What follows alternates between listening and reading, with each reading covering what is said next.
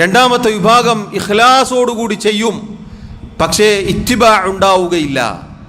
ചെയ്യുന്നത് അള്ളാഹുവിൻ്റെ വജ്ഹ് ഉദ്ദേശിച്ചായിരിക്കും, വളരെ ആത്മാർത്ഥതയോടുകൂടിയായിരിക്കും, പക്ഷേ നബി സല്ലല്ലാഹു അലൈഹി വസല്ലം പഠിപ്പിക്കാത്തതായിരിക്കും.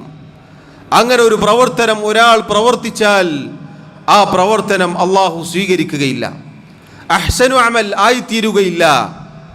കാരണം അള്ളാഹുവിൻ്റെ റസൂൽ സല്ലല്ലാഹു അലൈഹി വസല്ലം പറഞ്ഞു, മൻ അഹ്ദഥ ഫീ അംരിനാ ഹാദാ മാ ലൈസ മിൻഹു ഫഹുവ റദ്ദുൻ.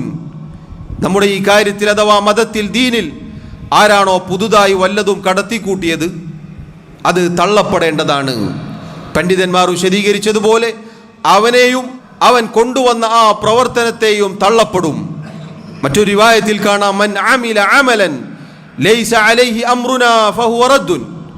നമ്മുടെ ഈ കാര്യത്തിൽ അഥവാ ദീനിൽ ഇല്ലാത്ത ഒരു പ്രവർത്തനം ആരെങ്കിലും പ്രവർത്തിച്ചാൽ അത് തള്ളപ്പെടേണ്ടതാണ്.